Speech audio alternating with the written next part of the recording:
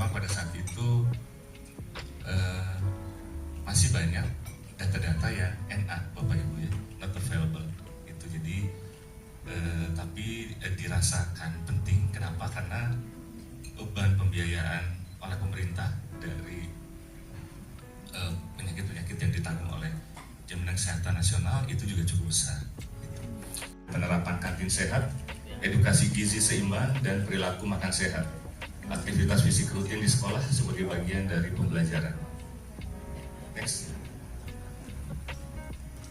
Untuk hasil fokus group discussion yang kemarin, ada faktor-faktor determinan yang diantaranya adalah physical environment and policy, kemudian economic stability, health access and services, education and literacy.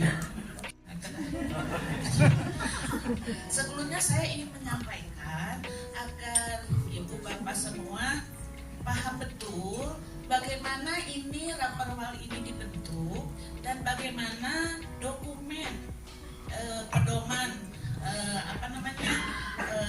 pelaksanaan penyelenggaraan ekosistem makanan di lingkungan sekolah ini dibuat dan tidak semudah menulis esai. Sekarang data. Jadi saya ingin menjelaskan sedikit bahwa pedoman, Raperwal dan juga naskah akademik dari penyelenggaraan ekosistem pangan sehat di lingkungan sekolah ini telah menjalani beberapa tahap sebetulnya, Bapak Ibu semua. Dan kemarin juga akhirnya kan ketika uji publik yang pertama itu banyak banget masukannya. Nah lalu bagaimana sebetulnya Raperwal ini didasari pada social determinant of health gitu ya. Jadi berbagai faktor dilihat, kemudian faktor-faktornya apa gitu, sehingga muncullah dokumen-dokumen tersebut. Yang kedua, kemudian kami juga mengkombinasikan dengan survei ke 5 sekolah dasar di Kota Bandung yang diambil sebagai model. Saya pikir banyak hal yang bisa konsumsinya dalam suatu sistem yang kompleks dan seimbang. Contoh ekosistem termasuk hutan, sungai, dan terumbu karang dan lain sebagainya. Menurut saya menarik sekali karena teman-teman ini memakai kata ekosistem, bukan memakai kata yang lain. Agar ekosistem tentang pedagang yang ada di sekitar lingkungan sekolah. Tadi ada juga pemaparan bahwa akan dilakukan pelatihan, begitu ya Dok ya?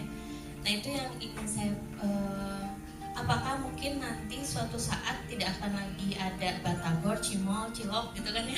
Atau mau gimana pelatihannya, bentuknya? Apakah memang sekitaran sekolah di sana yang akan melakukannya? Karena kita juga banyak pedagang juga di daerah Stikes. Terus apakah memang langsung dari? Karena Bapak Ibu semua di sekolah swasta bisa nggak ada tuh PKL gitu di depannya gitu, bisa nggak ada. Jadi ketika wawancara, ketika in-depth interview, ya bagaimana kebijakan sekolah itu bisa mengatasi itu gitu. Jadi sekolah sangat berperan penting dan di dalam Raperwal ini sekolah merupakan pelaksana. Ya ada beberapa poin yang kami soroti. Yang pertama adalah terkait radius zona pedagang pangan sehat. Nah di sini mungkin saya sharing bahwa sebetulnya kewenangan sekolah itu adalah kan di sini bahasanya Jangan sayang. Kenal aja udah. Kenal. Iya. Oke, baik. Saya Nanda, Kasikesos Kecamatan Antapani, mewakili Pak Camat di sini. Mohon izin beliau tidak bisa. Mohon ini untuk dimasukkan ke Raperwal ini. Yang pertama, untuk dikawal masuk ke pemerintah pusat adalah saya tidak tahu apakah ini pernah dibicarakan atau belum, tapi saya memang tidak di sini ranahnya ya. Mungkin ini sudah dibicarakan, tapi ini dari saya. Yang pertama, untuk menciptakan ekosistem ini tujuannya supaya anak-anak bisa nyaman makan di lingkungan sekolah dan dimanapun dia berada. Begitu Ibu? Daripada kita sulit mengontrol. Dari Ikatan Dokter Anak Indonesia cabang Jawa Barat. Kebetulan saya divisinya nutrisi dan penyakit metabolik anak. Mungkin saya juga pernah ketemu dengan Bapak Anar ya, waktu itu kita pernah rapat ya Pak ya, bicarakan stunting. Betul ya Pak ya? Betul. Jadi memang tadi saya setuju dengan Ibu Nanda. Kita tuh agak sulit ya kalau kita mengendalikan yang tidak bisa kita kendalikan. Saya setuju sekali. Itu adalah cucu, ya cucu kan apa ya namanya konsultasi lah gitu ya.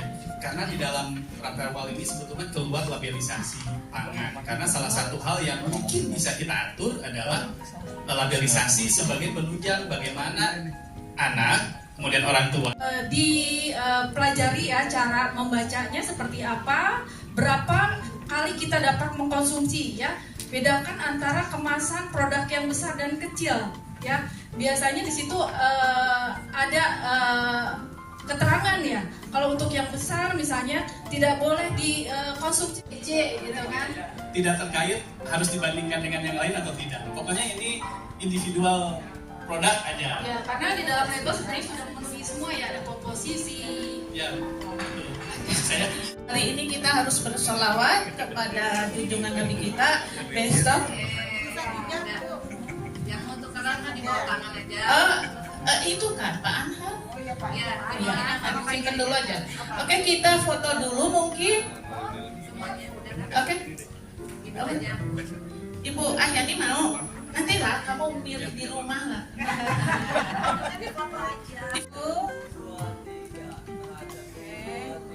Makasih semangat, semangat.